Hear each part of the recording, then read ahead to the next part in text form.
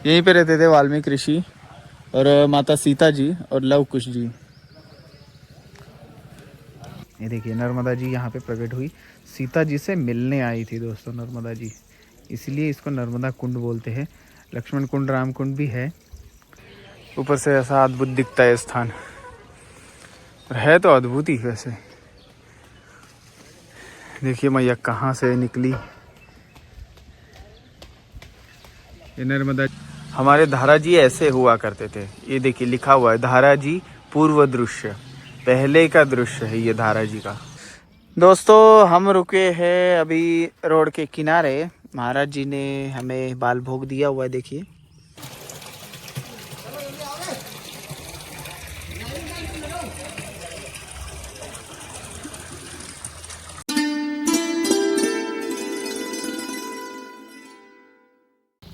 नर्मदे हर दोस्तों, हर हर महादेव। हम रुके हैं पिपरी में, कल रात को रुके थे।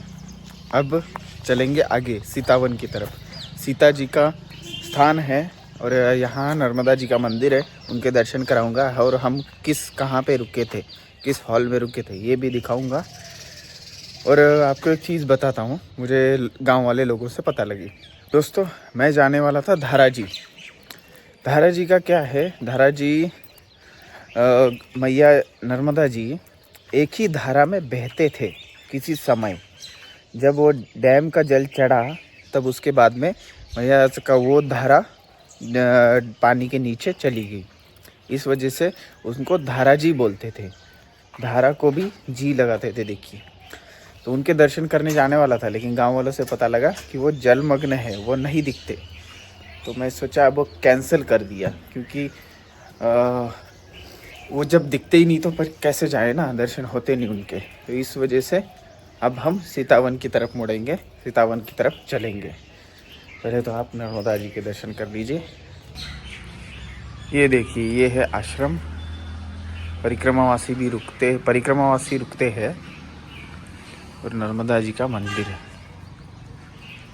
बहुत सुंदर मंदिर बनाया हुआ है सूर्य भगवान के साथ में। माँ नर्मदा जी के दर्शन।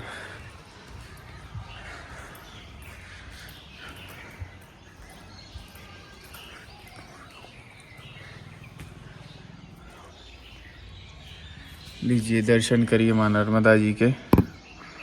सुबह सुबह सुंदर विग्रह।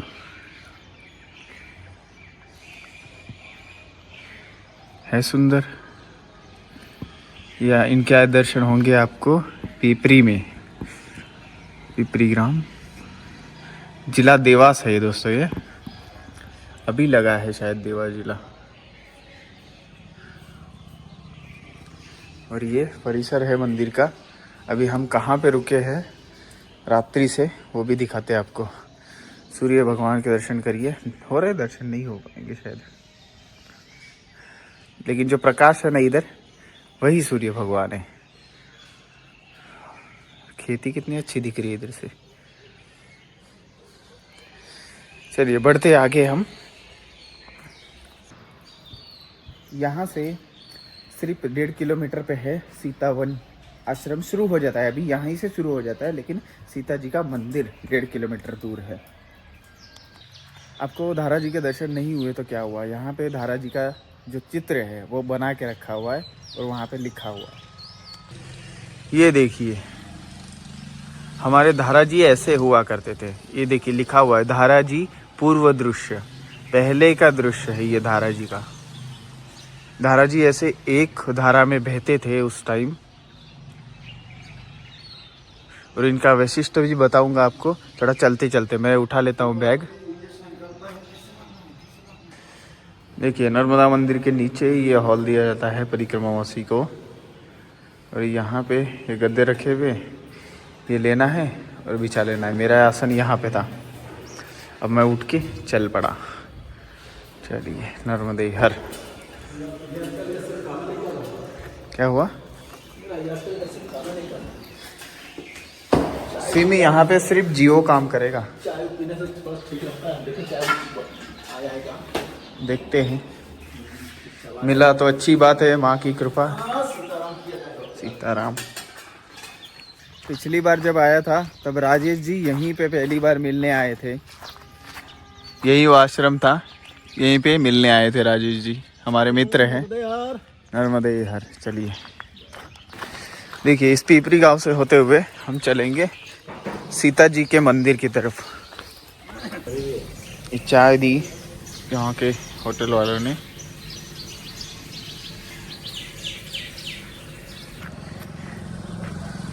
एक नदी हम क्रॉस करके आए, ये देखिए, इसका नाम पूर्णी बताया गया है, पूर्णी नदी। और धारा जी के बारे में एक आपको बात बताना चाहता हूँ, थोड़ा सा आगे चलते फिर बताता हूँ। दोस्तों, धारा जी के बारे में बताता हूँ आपको। जो बाणासुर था उसकी तपस्थली मानी जाती है धारा जी। बाणेश्वर शिवलिंग भी वहाँ पे था पहले, अब जलमग्न है। बाणासुर ने करोड़ शिवलिंग बनाए थे अपने हाथों से, रेती से। फिर वो शिवलिंग में परिवर्तित हो गए। फिर उसके बाद में उसकी तपस्या पूरी हो जाती तो बहुत कुछ मिल सकता था उसको।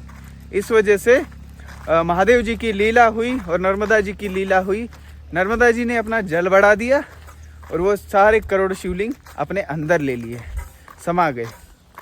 तो वो बात रिलेट करती है इन्हीं धारा जी से। और धारा जी में क्या था, अभी आप अगर पुरानी फोटो देखोगे तो धारा जी में ऊपर से जो जल गिरता था लगभग 30 फुट 40 फुट से गिरता था, ऐसे बताते हैं। तो वो जाके ऐसे गड्ढों में जमा हुआ करता था।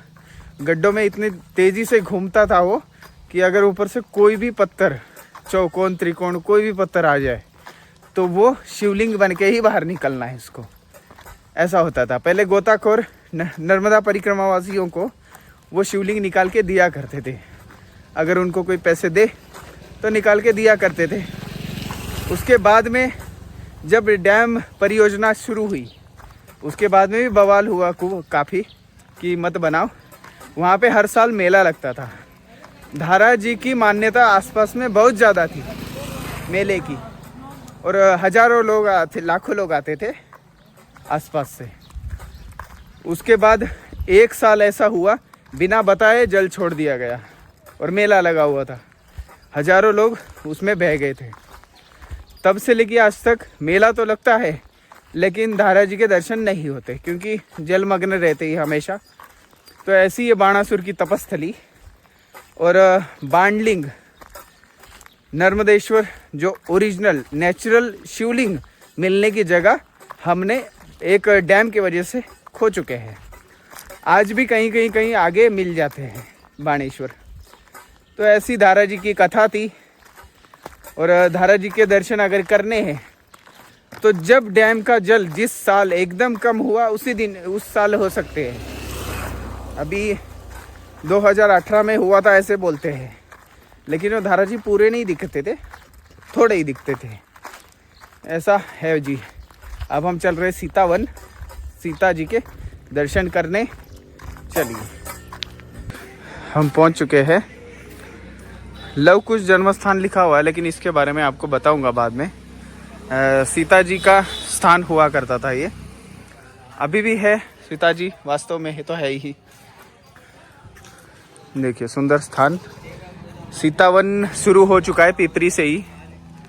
सीता जी के स्थान से ही सीतावन का नाम पड़ा।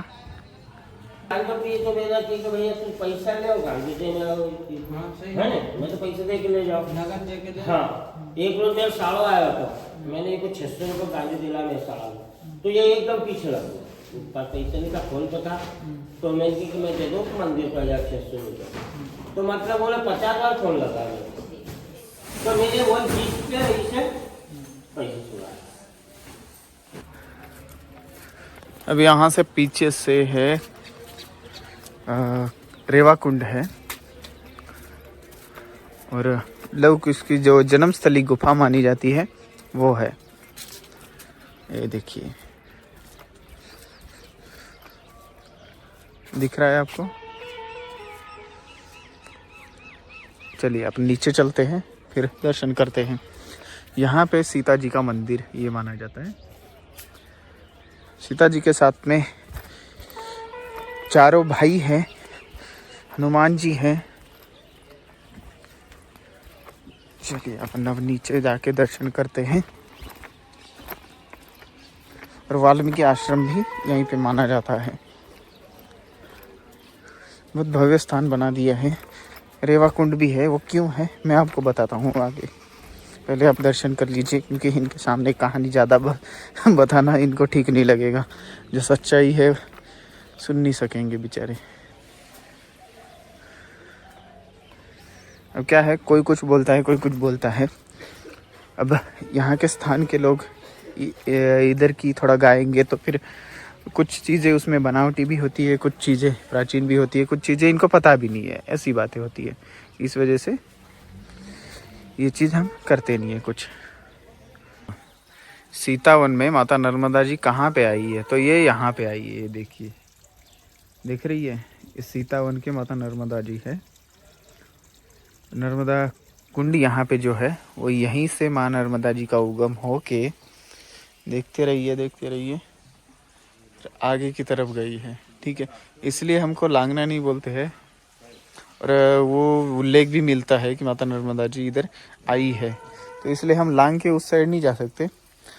तब वो गुफा के तो दर्शन मैं ऐसे ही करा दूंगा आपको। ठीक है, देखिए मैंने पढ़ा, इसी वजह से मैं बोल रहा हूँ, बाकी तो ऐसा कुछ नहीं है। मैं कोई बनावटी नहीं बोल रहा, पढ़ा है मैंने। ये देखिए, नर्मदा जी यहाँ पे प्रकट हुई, सीता जी से मिलने आई थी दोस्तों नर्मदा जी, इसलिए इसको नर्मदा कुंड बोलते हैं। लक्ष्मण कुंड, राम कुंड भी है ना सुंदर, कैसा अद्भुत स्थान है। देखिए नर्मदा जी कहाँ पे आई है, इस पत्थरों में उन्होंने अपना उगम स्थल रखा हुआ है। दोस्तों यही वो जगह है जहाँ पे सीता मैया से माता नर्मदा जी मिलने के लिए आए थे। ऐसी ये पावन जगह, हमने आज अमरकंटक के दर्शन यहीं पे कर लिए, बाल स्वरूप के। और ये वाल्मीकि ऋषि सारा आश्रम है, ये देखिए, यहीं पे रहते थे वाल्मीकि ऋषि और माता सीता जी और लव कुश जी। ये देखिए, यहाँ पे ऊपर की तरफ लव कुश की जन्मस्थली मानी जाती है, लेकिन वो गुफा है दोस्तों, बंद कर दी गई है अभी फिलहाल। अभी इधर से ये नर्मदा जी है ना, इस वजह से हम नहीं जा रहे, जब पता होते ही क्यों जाना। ऐसा है सुंदर स्थान सीतावन में नर्मदा जी।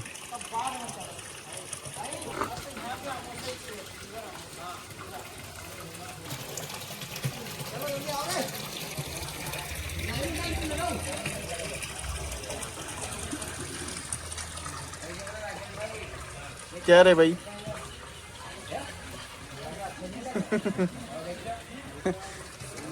सारी दुनिया छोड़ के इधर आके बैठ गया।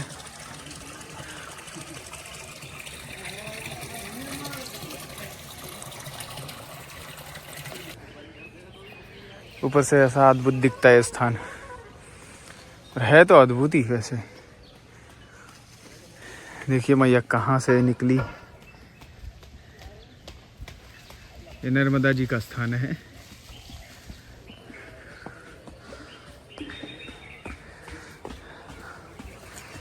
सीता जी का मंदिर ऊपर और वाल्मीकि जी का नीचे, और यहाँ पे लवकुश कुंड, नहीं लवकुश गुफा, सॉरी।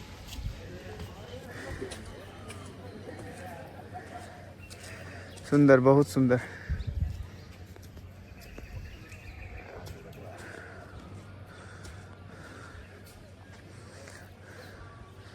है ना अद्भुत स्थान। चलिए अब चलते हैं आगे की तरफ, और मैं थोड़ा कहानी बताता हूँ यहाँ की, सच क्या है और क्या लिखा हुआ है और क्या बना दिया है लोगों ने थोड़ा सा। यहाँ पे 64 योगिनी जी के मंदिर भी है, मूर्तियाँ हैं, सॉरी मूर्तियाँ पहले ज़्यादा हुआ करती थी, फिर बाद में तोड़ी गई, फिर जो बची है उनको पूजा करती जाती है। तो चलिए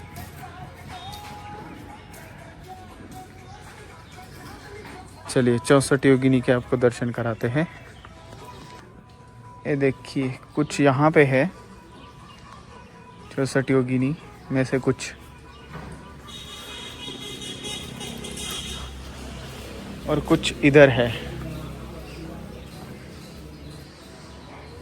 ये देखो, दिख रहे हैं कुछ यहाँ पे है। सारी 64 योगिनियाँ हैं।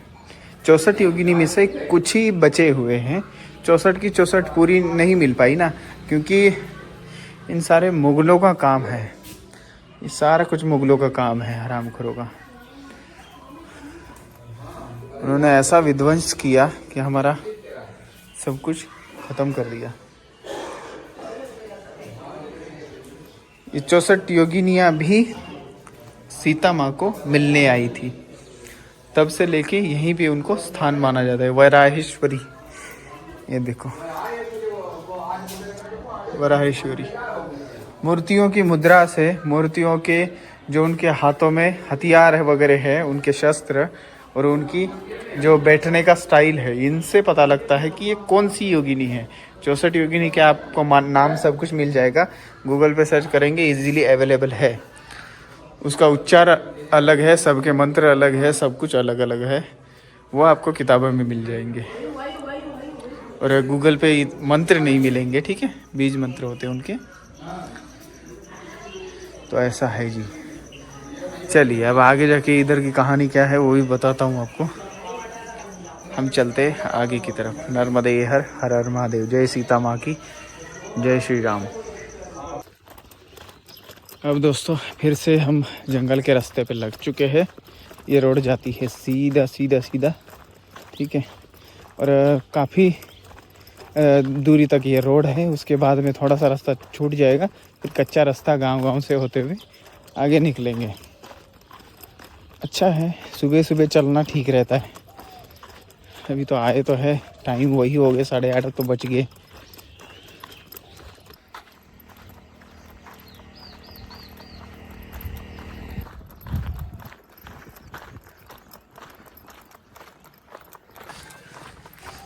ये तापूखेड़ी गांव है, सड़क के किनारे बसा हुआ गांव है, छोटा सा तापूखेड़ी। हम रतनपुरा की ओर जा रहे हैं, रतनपुर।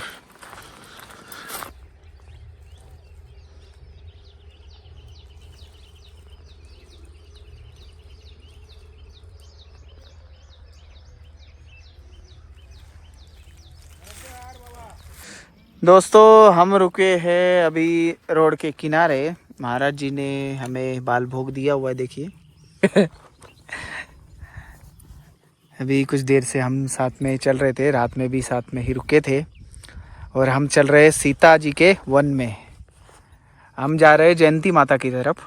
जयंती माता का जंगल लक्कड़कोट जंगल है, और अभी आपको सीता जी का जो स्थान है उसके बारे में बताना है, बताऊंगा। इंतज़ार कर रहे होंगे आप लोग, ठीक है। चलिए पहले बाल भोग पा लेते हैं।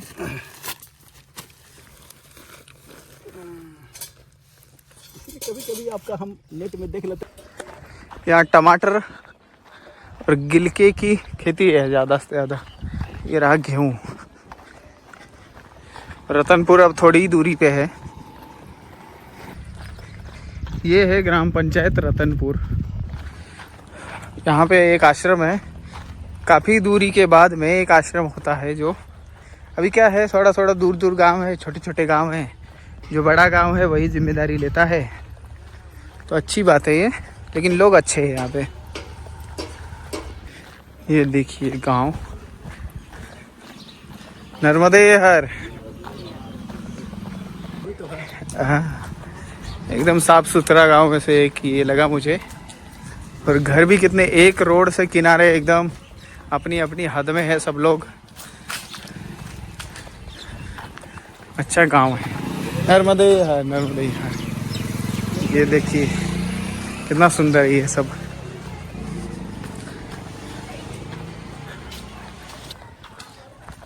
ये देखो, ये गांव देख के अच्छा लगा है। देखिए पुराने पुराने जैसे जालियां हैं सब, और घर एकदम स्वच्छ साफ सुथरे, रोड भी साफ सुथरी, और घर भी अच्छे से रखे हुए इन्होंने। ये देखिए दरवाजे, कोई ज़्यादा मॉडिफिकेशन नहीं किया हुआ। दोस्तों रतनपुर के रहवासी, आपका शुभ नाम? घनश्याम परियार। आपका? तूफान। मेरा नाम तूफान। वाह। तो इन्होंने हमें छाछ पिलाया और दूध भी दिया, देखिए, और दे रहे हैं। आपका शुभ नाम महाराज? यशवंत परिया। ये हिमाचल जाने वाला है सब कुछ। हिमाचल में हो क्या? हाँ बढ़िया बढ़िया, ठीक है, आइए फिर आइए। बिल्कुल। और आप यहाँ पे आइए तो इनके जो दुकान है यहाँ से पैसे जरूर निकालिए। बैंक है इनकी रतनपुर में। ये रतनपुर का आश्रम है, हनुमान जी का मंदिर है ये रहा। यहाँ पे भी रुक सकते हैं आप आके, बहुत बढ़िया। एक चीज दिखा दी भक्त लोग को, यहाँ एक पेड़ में 3 पौधे हैं, एक पीपल का है, एक बार का है, एक नीम का है। उधर साइड से पीपल नजर आएगा उधर। हाँ वो त्रिवेणी है, मतलब बोल हाँ, यहाँ पे त्रिवेणी लगाई गई है। पहले आया था तब छोटी थी, अब बड़ी हो गई है। ये देखिए, पीपल बड़ और नीम, ऐसी त्रिवेणी लगा दी गई है। सुंदर स्थान है रतनपुर का आश्रम, काफ़ी भव्य है, पंचायत द्वारा संचालित है मंदिर की तरफ से। और दोस्तों थोड़ा सा लेट हो रहा है सीता जी की कहानी बताने में, मैं बताऊंगा आपको, थोड़ा कच्चा रास्ता आगे लग चुका है, एकांत में बताऊंगा तो अच्छा लगेगा, थोड़ा प्रकृति को भी और आपको भी और मुझे भी ज़्यादा क्लियरली बता पाऊंगा ना। ये देखिए आप दर्शन करिए, हनुमान जी के कराते जा से। चलो ये परिक्रमावासी रुके हैं, ये देखिए हनुमान जी, बहुत सुंदर है, देखिए कितना सुंदर है सब कुछ।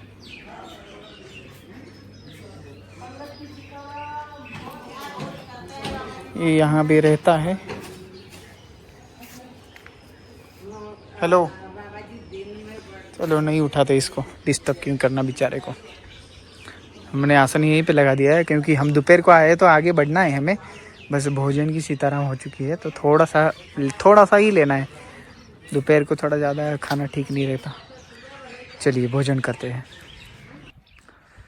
रतनपुरा के आश्रम के सामने से ही रोड जाती है जयंती माता के लिए।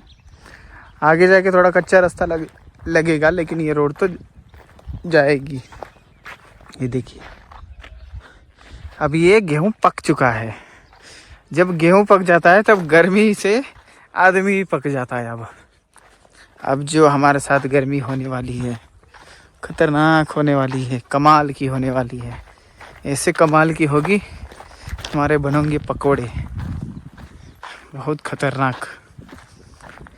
लेकिन है, गर्मी के लिए भी इलाज है, जो इलाज करूँगा वो आपको बताऊँगा। हाँ, गर्मी के लिए जो इलाज है मेरे पास। दोस्तों धूप थोड़ी सी बढ़ चुकी है और हम विचरण कर रहे हैं सीता वन से। सीता वन से सीता जी यहाँ पे रहने आए, इसका मतलब ये त्रेता युग का स्थान है। और वैसे तो जो चवन ऋषि और बाकी ऋषि जो आए रहने, वो तो उससे भी ज़्यादा पुराना है, ठीक है। त्रेता द्वापर सतयुग के समय का है ये स्थान, और तब से ये सीतावन पवित्र होता जा रहा है। अपने साधु संतों ने अपने कर कमलों से पवित्र कर दिया इसको, अपनी तपस्या से सिद्ध कर दिया इस स्थान को। अब आपको सीतावन के बारे में, सीता जी यहाँ पे कैसे आए, क्यों आए, ये बताता हूँ।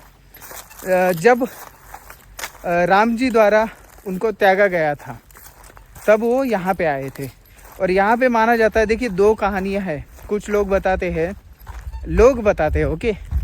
अब मेरे हिसाब से मैं पहले बता देता हूँ कि यहाँ पे सीता जी, लव कुश, ये तीनों आए थे यहाँ पे और यहाँ पे रहे थे, ओके। और उनसे मिलने के लिए, उनका संरक्षण के लिए 64 योगिनियाँ सक्षम रहती थी और 52 भैरव, तो वो सक्षम रहते थे उनकी रक्षण करने के लिए। ऐसा इस स्थान का पवित्रता है। और अभी भी उनका अस्तित्व मिलता है ना, वो मुगलों द्वारा तोड़ा गया था 64 योगिनी का सारा सिस्टम। 52 भैरव तो अभी भी यहाँ पे वास करते हैं। तो सिर्फ सीता जी के लिए आए थे वो सभी लोग, यहाँ एकत्रित हुए थे। उसके बाद नर्मदा जी, उतनी दूर से 10 किलोमीटर दूरी से नर्मदा जी भी यहाँ पे प्रकट हुई। नर्मदा जी का भी यहाँ पे अस्तित्व है और अमरकंटक जैसा स्वरूप यहाँ पे देखने को मिलता है नर्मदा जी का। आप देख के धन्य हो जाएंगे, ठीक। तो ऐसा चीज़ है मेरी हिसाब से, और जो मैंने देखा पढ़ा और जो जानकारी मिली मुझे, ठीक, जो वनवास के दौरान, जो सीता जी का वनवास था उसके दौरान, वाल्मीकि जी पहले से यहाँ पे रहते थे। वाल्मीकि जी का आश्रम तो दोनों कहानियों के हिसाब से है। अब यहाँ के लोग क्या बोलते हैं, यहाँ के लोग बोलते हैं कि सीता जी यहाँ पे आई और लव कुश जी को जन्म यहीं पे दिया, ऐसा बोला जाता है। लेकिन ये थोड़ा विवादित है ना, लव कुश जी का जन्म बहुत सारी और 3-4 जगह है, वहाँ भी बोला जाता है, वो भी बड़े बड़े स्थान है। हर स्थान वाला अपनी अपनी स्थान की गाएगा, ठीक है। अब इतिहास में यहाँ पे जन्म हुआ ऐसा उल्लेख मैंने कहीं पे देखा नहीं है और पढ़ा भी नहीं है। पढ़ लेंगे, बाकी मैं ज्ञानी हूँ ऐसा कुछ नहीं है, मैं बहुत कुछ जानता नहीं हूँ, अगर मिला तो आपको ज़रूर बताएंगे। बाकी ऐसी 2 कहानियाँ हैं, मैंने बता दिया। ऐसी चीज़ें हैं जी सीतावन के बारे में। आगे हम जा रहे हैं जयंती माता। जयंती माता भी सिद्ध स्थान है, शक्तिपीठ है, स्वयंभू शक्तिपीठ है वो। तो चलिए, और भैरव गुफा है, भैरव गुफा बहुत दर्शनीय स्थान है और बहुत सिद्ध स्थान है वो, और उसके बारे में भी बहुत सारी जानकारियाँ हैं। अरे मक्खियाँ परेशान कर रही, तो वो भी जानकारी वहाँ जाके देंगे। शाम तक पहुँच जाएंगे अपन, जल्दी पहुँच जाएंगे, जल्दी आपको दिखा देंगे। श्रावण के इस पवित्र मास में असली 7 मुखी रुद्राक्ष, वो भी पूरी तरह फ्री। जी हाँ, आपने बिल्कुल सही सुना। अब पाइए असली प्रमाणित रुद्राक्ष, सभी प्रकार के पवित्र मालाएं, स्फटिक और नर्मदेश्वर शिवलिंग, साथ ही सभी राशि के रत्न एक ही जगह पर, only on Ram Ram India. इतना ही नहीं, हम आपको देते हैं जन्म कुंडली विश्लेषण, नियम और मंत्रों का विशेष मार्गदर्शन भी। तो फिर देरी किस बात की, 8988651002 इस नंबर पर कॉल या मैसेज करके आज ही ऑर्डर करें। ₹1100 या अधिक के ऑर्डर पर पाइए असली 7 मुखी रुद्राक्ष बिल्कुल फ्री में। हर हर महादेव।